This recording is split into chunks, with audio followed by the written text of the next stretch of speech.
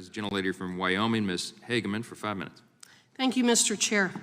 Ms. Camp, are you familiar with the FBI's use of DVE, or domestic violent extremism threat tags? Thank you, Congresswoman. Can you say that again? Yes. Are you familiar with the FBI's use of DVE, or domestic violent extremism threat tags? I am not. Okay.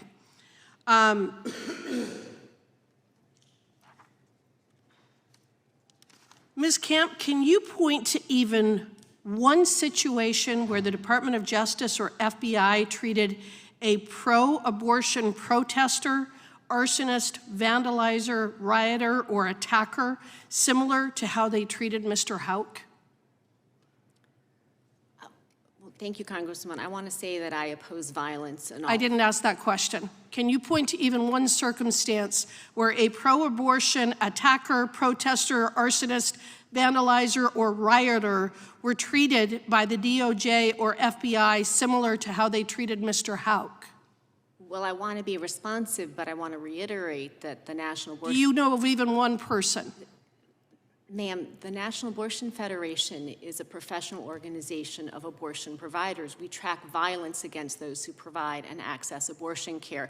We don't track other kinds of violence. So you can't point to even one incidence where a pro-abortion protester, arsonist, vandalizer, or rioter was treated similar to how the DOJ and the FBI treated Mr. Houck. Can you? Is that your testimony? Well, what I can tell you is that when the DOJ put out a reward for information on 10 different incidents, 9 of them were at anti-abortion Did they raid anyone's home and arrest someone in front of their 7 children with guns drawn? Well, no, they're just looking for information. Okay, that's what I thought. Mr. Dyes, I want to thank you for being here today, and your testimony is important as someone who has firsthand experience working with the victims of these heinous crimes that have been described. Mr. Dyes, are you familiar with the committee's investigative work and findings about the DOJ and FBI's weaponizing domestic extremism threat tags and statutes against Americans' constitutionally protected rights? Not beyond what you've revealed this morning. Okay, but you have represented clients whose clinics, employees, or patients have been subjected to vandalism and violence from pro-abortion groups, haven't you? Yes, ma'am.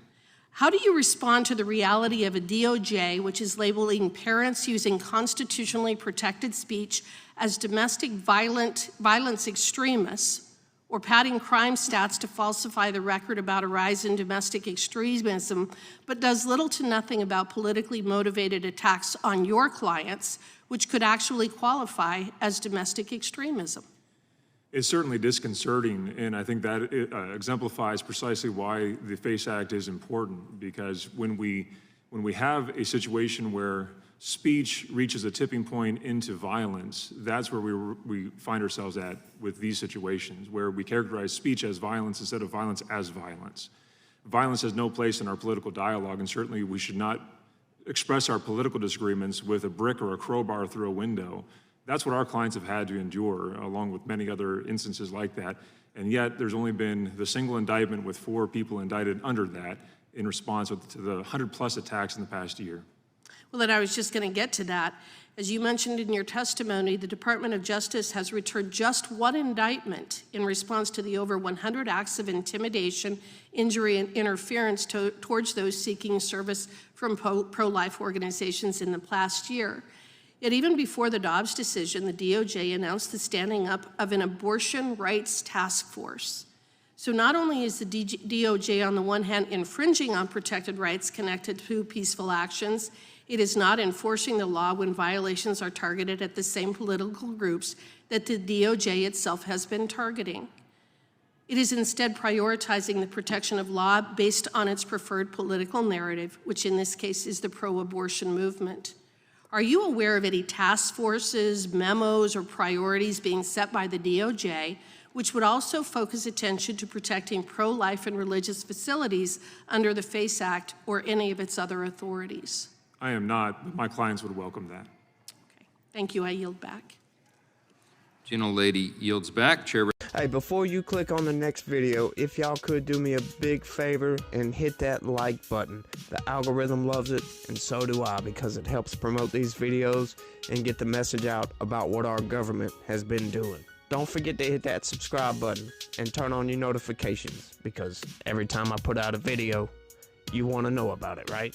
Thanks again, and have a good one. See you on the next one. Peace.